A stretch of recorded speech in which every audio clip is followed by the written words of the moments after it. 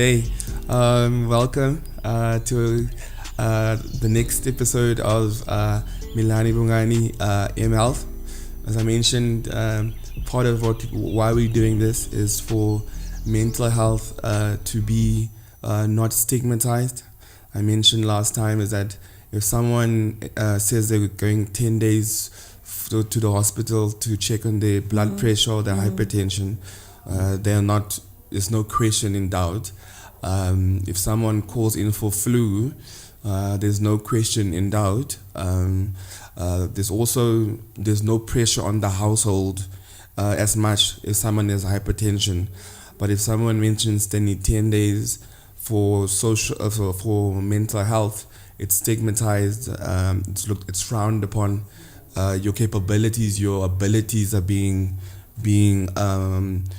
not judged but being scrutinized. You can't just feel like today I'm depressed.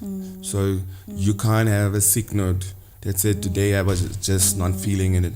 Okay, maybe I speak under correction, but it is again to be like, I just woke up, I was anxious and I can't deal with the anxiety, I can't go to work. So that's part of why we're doing this. So most of these things we are doing, so all of it is being done with professionals. So your psychiatrists, which is your medical professionals, but also your allied professionals, which is your occupational therapists, your counselors, your social workers, as well as your clinical psychologists. So that's basically why we're doing it. Today's one is more about how we do social work and how it comes within with mental health. I read about social work. It's all about the communities. It's all about the individual. It's all about the household. It's all about the workplace as well. But I won't dwell on it further because I'm not the expert at this. So I'll just introduce my guest, Mrs. Molatelo. She'll explain all her qualifications. Also, she'll explain fully what social work is, and then after that, the opening question will be, how does social work and mental health interlinked or impacting each other, and then we will take it naturally from there. Okay. Thank you so much, Bongani, for inviting me to your show. Yes, my name is Molatelo. I am a clinical social worker. It's been over 12 years working in this industry. And obviously when I started working for the government, and I was doing something completely different from what I am doing. And after few years of being with government and not feeling challenged and feeling like I'm not growing, then at the time when I started, it was 2015, I had then, with frustration and wanting to understand the country and what's happening at the time, and seeing that I am an expert and I'm stuck in a profession where I am not really growing, I then opened my private practice. It started in 2015. And then at the time I was affiliating with companies that are doing employee wellness program to obviously get to learn about social work and mental health. And when I started, these companies obviously afforded me the opportunity to then work with employees across the country from different employers. And then I realized that I have a love and passion for this. So with social work is very broad, and I like it that you did your research. Yes, it's big communities, it's big families, it's social work. It's a holistic approach to therapy, and it's got different branches. And as a social worker, you also find yourself the very same way you find yourself with other specialists, or other professions. And I found myself in the health sector because I love interacting. I love being at the space where I go into a client space and I get to understand who they are and where they're coming from. Okay. So I then chose the mental health, which is the counseling, and I introduce it as clinical social work, which is it's more of, let's look at counseling, intimate therapy with a client. And it's different from psychology because I use a holistic approach. Like I said, I get to know who you are, your environment, your family, where you live, who you interact with, your relationship, how are they impacting your current situation, and do my own assessment, understand, link you to the resources that I can best think that they can assist you. And then when I fail or not fail, or I feel that I am not assisting you enough, you're not getting what I think it can assist you, then I look into other approaches like your clinical psychology and your psychiatrist. But I have already, when I go to a psychiatrist, for instance, I would have exhausted all my approaches to assisting you, Bongani. Okay. So something new I learned. Yes. Clinical Social work, yeah. I think that's Because social like, work is broad. it's broad, Yeah, but I like this clinical social work. Yeah. I think something you mentioned about where you live. Yeah. Despite my achievements, part of where you live impacted my mental health. Where I grew up, we didn't grow up in the nicest areas, so that increased my level of anxiety. Oh, man. That took you through most stages of your life. Elements of fear, you know. So, for example, if a door bangs very loudly, it brings you back to like trauma of like, oh, that bullet that went through. It also impacts your relationship because you like, you know, your relationships with your friends, with your family, how you are in the workplace, for example, because where you come from, where you've lived, sometimes it makes you so increased that you sometimes overwork yourself because you want to be so successful and never go back to that as well. So in your instance, where you live, like how big is that in like for where you've come from, how big is that in your mental health? Sure. I think you know what, you spot on. Bongani, we are who we are because of our upbringing, sadly so. Because your upbringing determines who is Bongani. Who is Bongani in his friendships, his relationships, colleagues, managers, and who's Bongani in general. That little Bongani who grew up in a certain area or environment where it was not conducive enough in terms of support will determine who you are. And I read about this, that a child developmental stage, it is very, very important, because at that stage, when you are you are a baby and you are just trying to understand your surrounding, you grab, you sort of get to take, your mind takes everything that is surrounding you, and it says, this is you. That's how you find yourself. And if the environment, it's not healthy, it's not conducive, it doesn't have a support structure, then we will then have Bongani who we know, this is Bongani, but then there is also this element of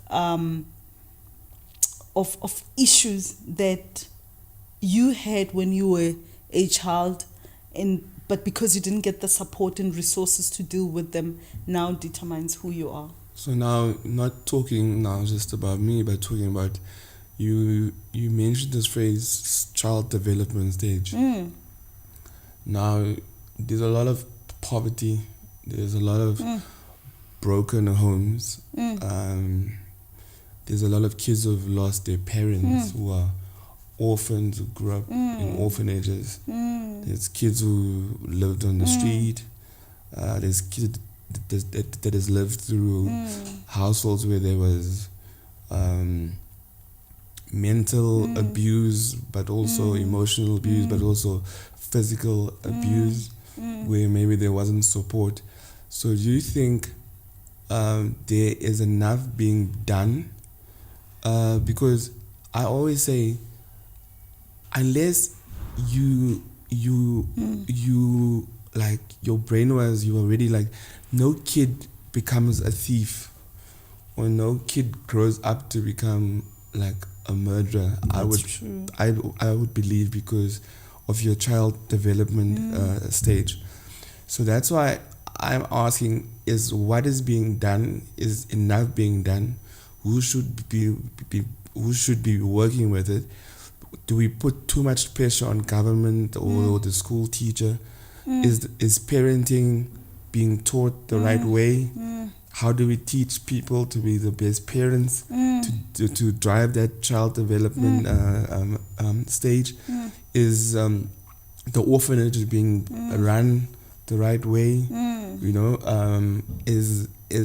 so what should be done? Where should it be done? Who should it be done? What program should you think they should be brought in, even to help with all those things that I mentioned, to really drive the child development stage? Because we can say South Africa, they said, is the most, I read yesterday, the seventh most dangerous country in the world. It doesn't just become like that. Sure. Okay.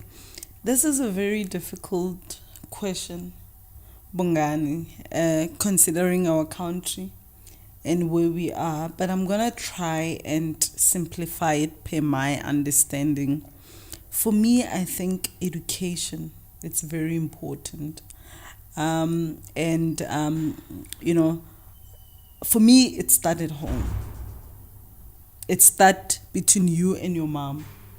And if your mom is not educated, or not, let's leave education, does not have a basic understanding of what they are doing when they are raising you, that's where the problems start. And then who do we then blame? Your mother, that she lacks that understanding. And who do we again blame? Your mother's mother. Do you understand? And with poverty, sadly, it works as a, what do you call it? As a cycle. A circle. A cycle. And that is why it is at times very difficult to break that circle, because then you are taught what you think you know. They were taught. They taught you because of what they thought they know. And if there's no one who is breaking that cycle with understanding of what they are doing, then it becomes a problem. Yeah, I think you mentioned education. So first, when you mentioned the word education, I thought you was like, I was throwing in my head, I think, oh, that's placing too much pressure on the teachers, but then I was going to do this in the end, but part of what I remember when I started this thing is about education awareness.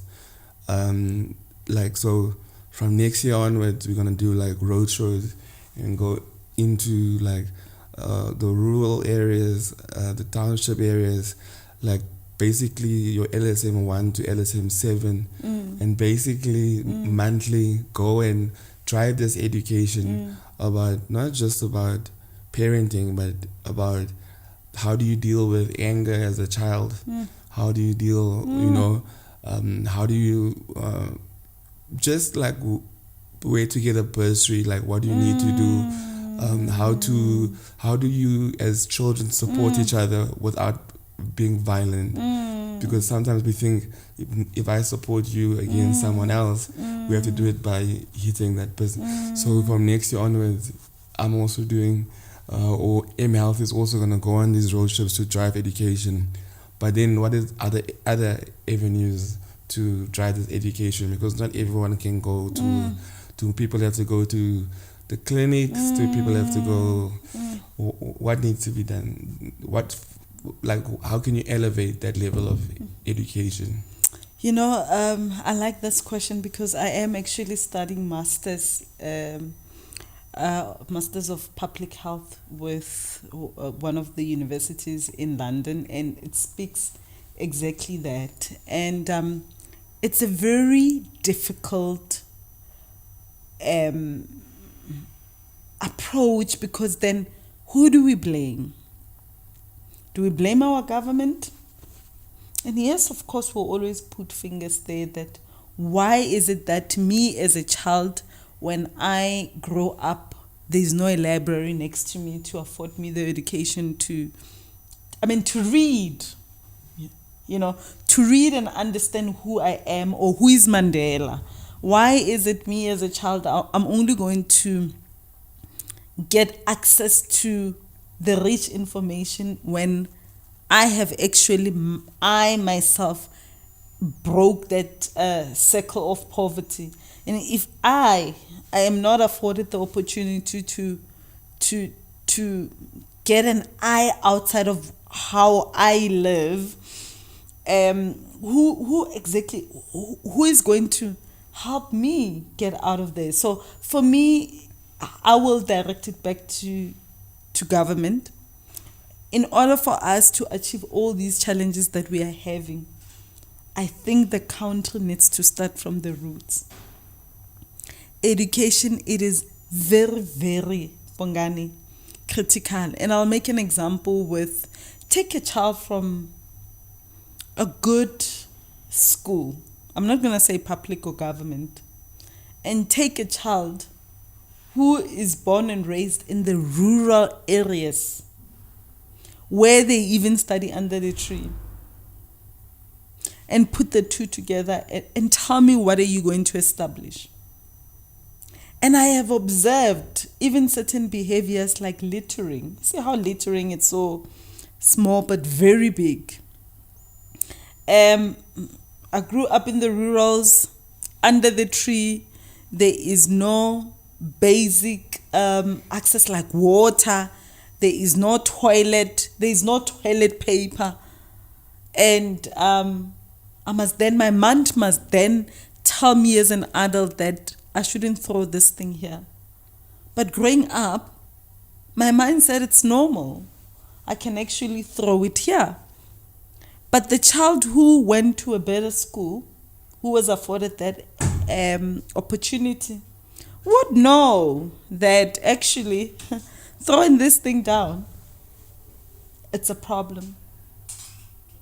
Do you see where the problem is starting? We can break that. Now, it becomes very difficult when our very same government system, the people that are leading us, are not actually believing in the education that they themselves are implementing. How is it going to work if you are saying this is the education, but you still take your child to a private school? Do you sort of see? And if you can see other developed or developing countries where education is sort of free and standard, it works, because then education must be free. It must be like, and I usually look at Zimbabwe. Zimbabwe's education is far better than our education. Take Zimbabwe as it is. So I don't know if I actually answered. You've answered your question, my question, but I just wanted to follow up on that, to say in life whether even if you are a developed country, there'll always be levels. Of course. If you read politics, there was the elite and the non-elite. Of course. It's not. It happened in Italy with the Machiavellis. So even if you look in the rest of or other parts of, so there will always be the elite or non-elite. Yeah. So the quality is important. So you can say education. I don't believe that if I send my kid to a private school, I don't believe in the government. in the public. I think, I think you can say then the public schools or the schooling system there or what is being taught there again is because you can order a steak, but the steak is not good. So you can go but you can go to, for example, to a rural area and they braai the thing and on the that braai on the street and it's far better. So I think whether you go to a public school or not, it is about the quality. But then again, I challenge you again. I feel it's there's too much pressure being put on the teacher, on the government. The government, yes, should avail systems and places, should, for example, assist with funding for clinical social work to be rolled out more. So it shouldn't, and then also, as you said, who teaches that mother or that father or the household or teaches that kid. So I think I challenge you there more on to saying where I would challenge the government is that do we have the right programs in place to empower anyone who wants to change or contribute to change the system. And I think so much is being put on Mrs. Klassen or Mrs. Shabalala or Sir Kumalo. Too much is being placed on them, and also too much is being placed on the government. I think where I would challenge the government is that do you have the right structures in place, and then also the people, the same way we build roads and we give tenders, do we have, I'm not saying we must tenderize clinical social work or stuff like that, but do we have the right people that we are giving the money to drive that education? So there's where I would challenge you there, but you did answer my question. But now let's, so we've covered child development, communities are angry, so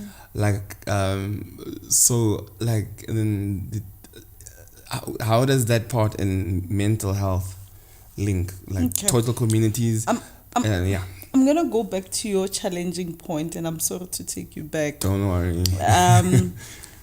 I don't know who to blame, but here I am coming from a community where all I see is shacks, no water, no toilet, no sports ground, and all I see is a tavern in that corner there. My mom and dad,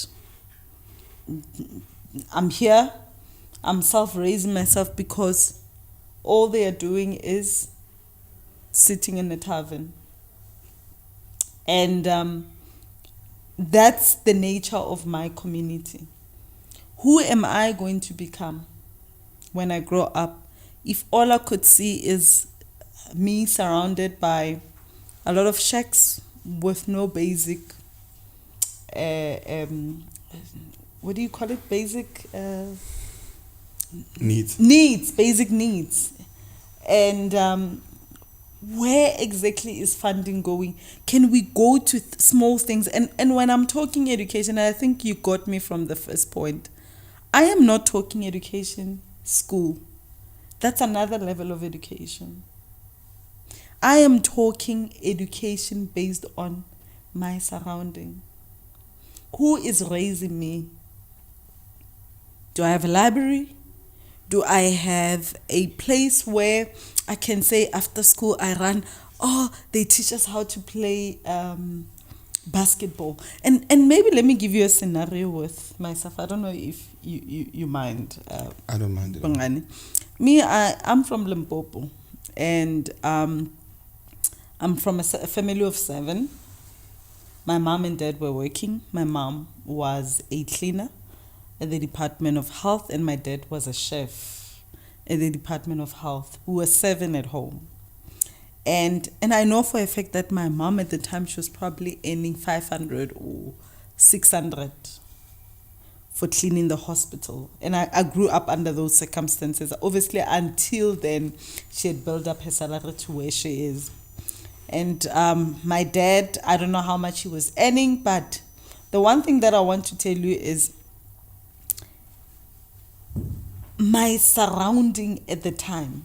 When the area that I grew up in, there were a lot of taverns, which I still think even today that system is still happening, more than a sports ground, just a simple sports ground where I can just, after school go play netball.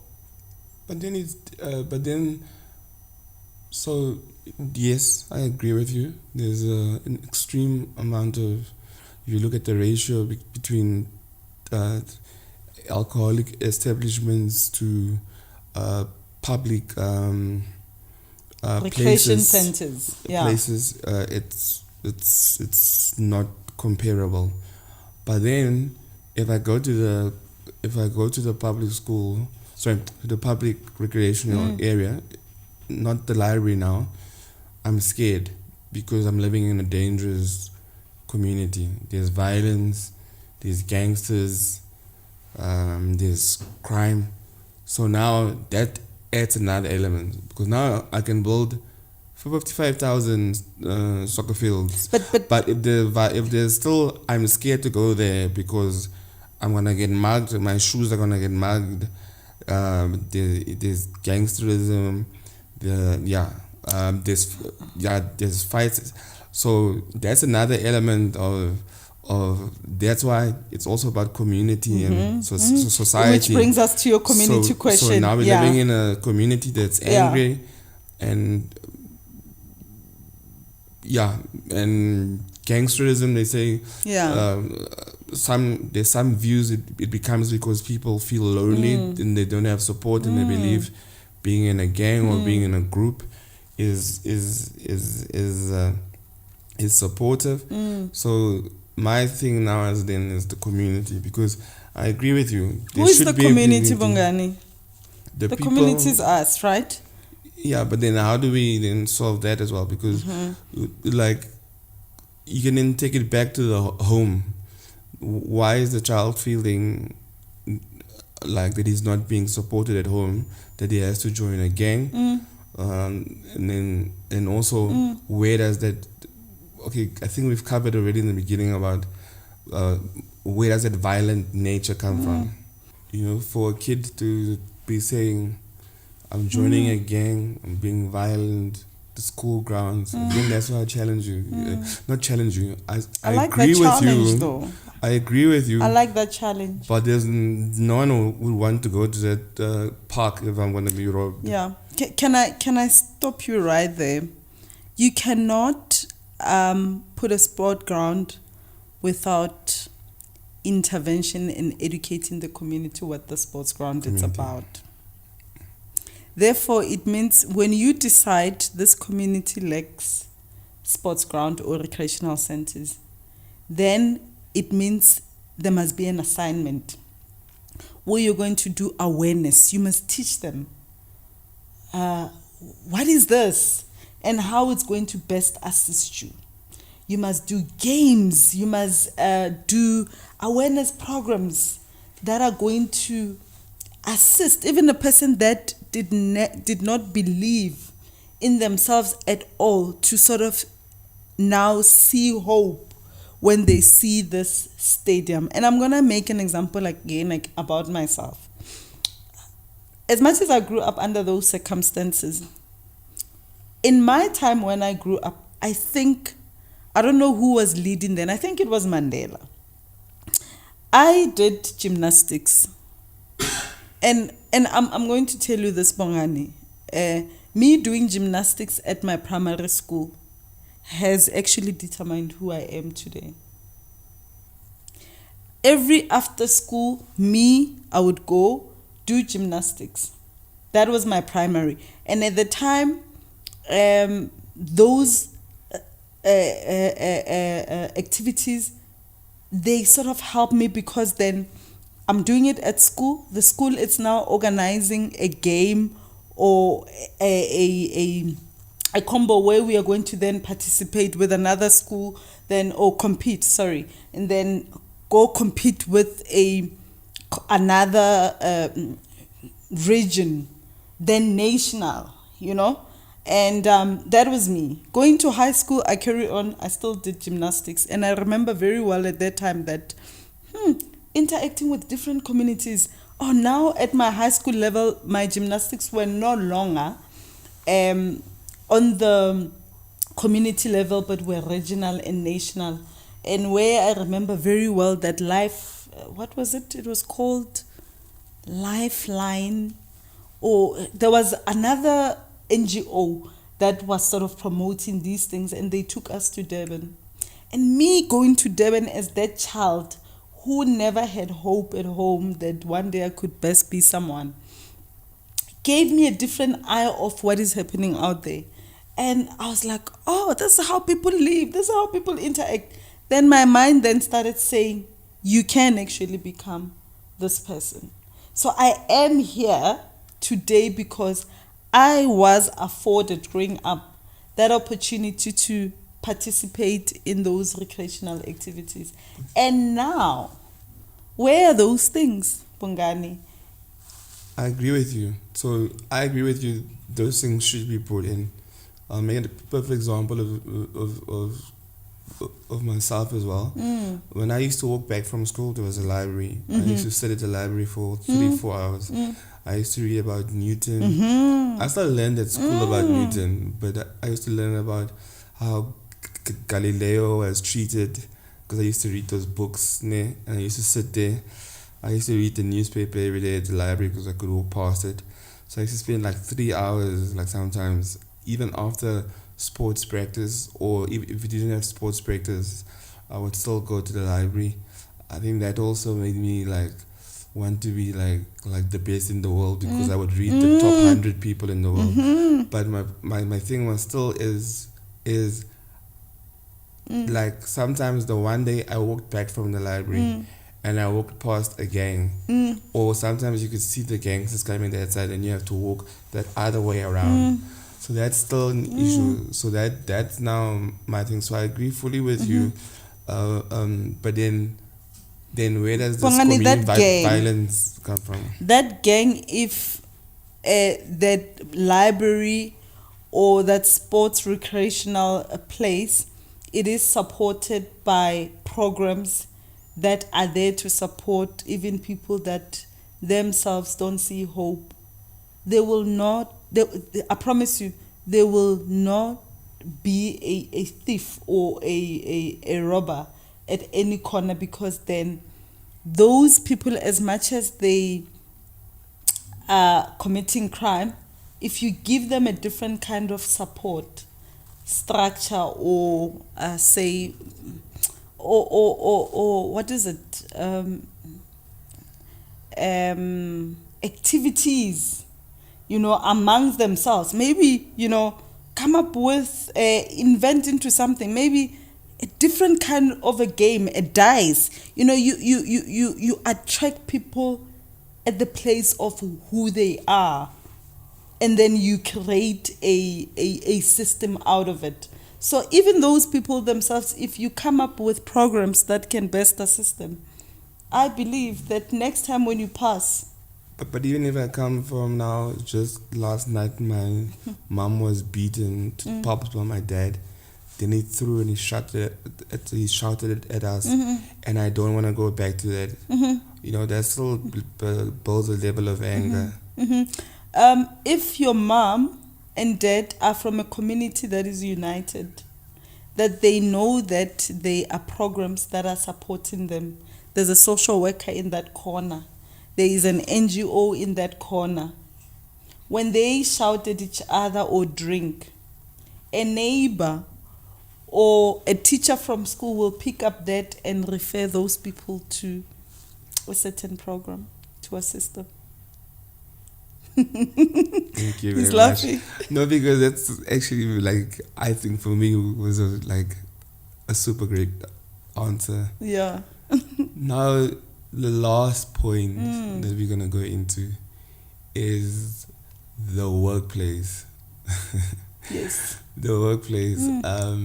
Sometimes now adults coming to work, but the pressures you also have at the workplace. So, like you say, there's been a lot of companies that you've worked with. Can you elaborate on some of the examples, and then also how it's being changed, and that people are not stressed, or whether it's the company's fault or whether it's the individual's fault, not overworked, don't feel depressed when they come back from work, they feel secured at work. So I don't know, elaborate on the work you're doing with the employers, and how social work and counseling comes in there, and then what can be done to change, like, people being not stressed or overworked. Because sometimes, we just spoke now about that angry household. So sometimes, the neighbor is there, the teacher is there to try them to an assistance program.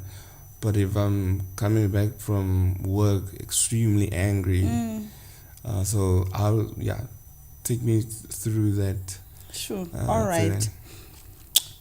I think those that are fortunate are hired by companies that look at the interest of their employees.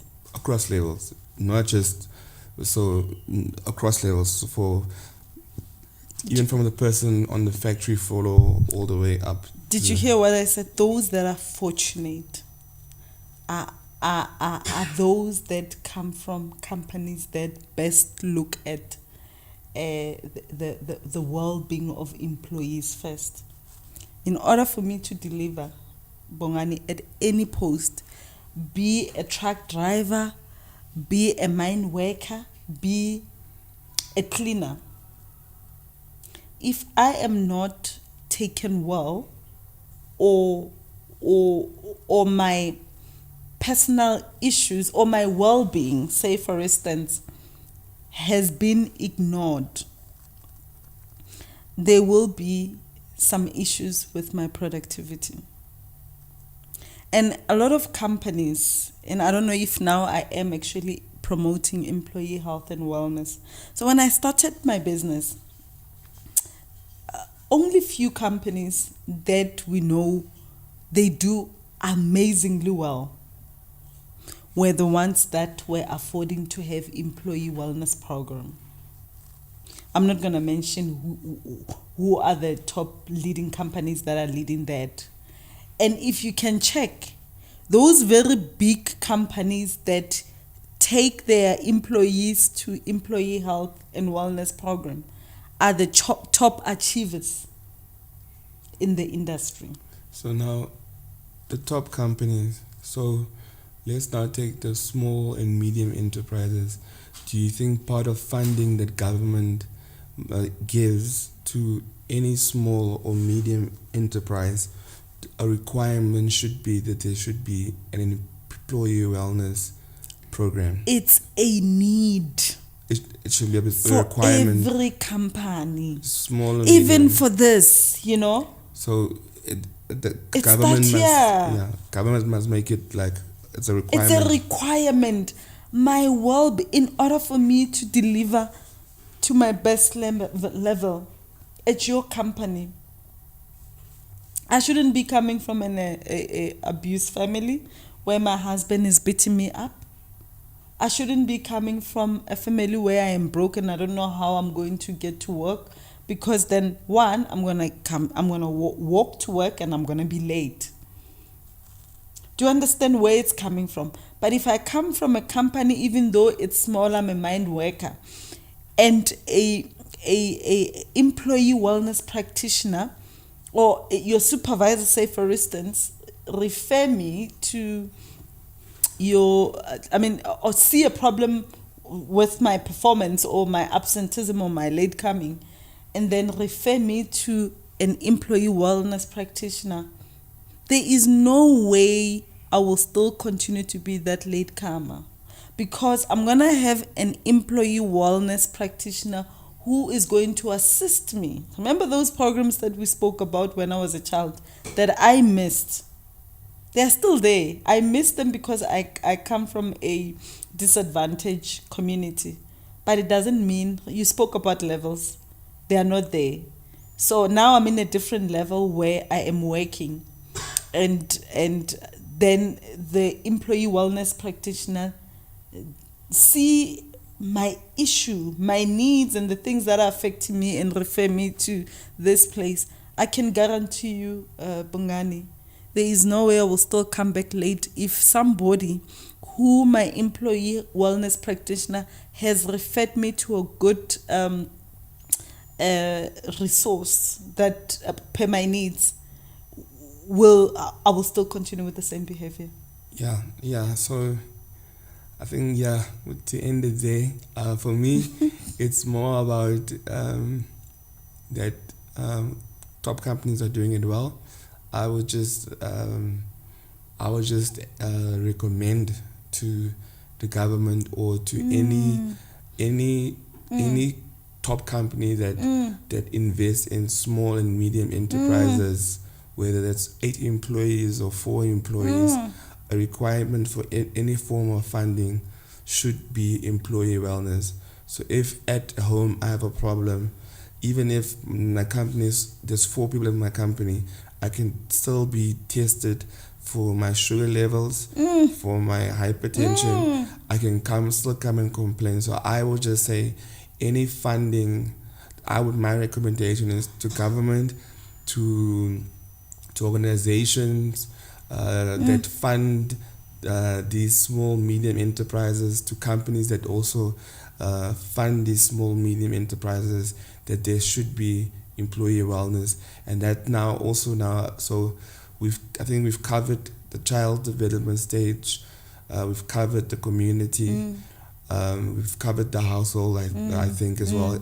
I like the part where you say that if there's abuse, if the community works together, the neighbors should be courageous enough to go around and then not stop it through violence, but stop it and then refer through intervention program. But also and then of course the employee wellness recommendation. So for me, I learned today about clinical social work, but I also learned a lot about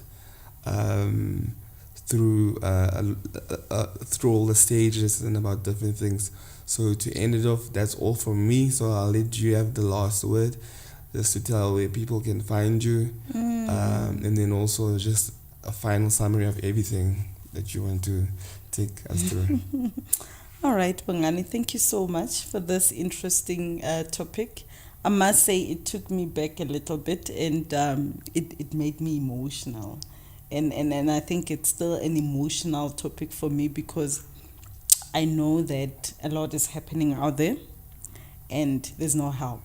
And as I am sitting here, I'm thinking that there's a lot that we need to do, or I need to do, to take back, I might not save the whole community, but I might save one person. So it really, really takes me back, that one day when I am afforded an opportunity, let me go back home and reintegrate or integrate the communities together in only one form of something that will support them. So yes, as I said, my business started 2015. It's funny how I operated my business. I was working and consulting on the side, and recently I resigned and I am now full-time into my business.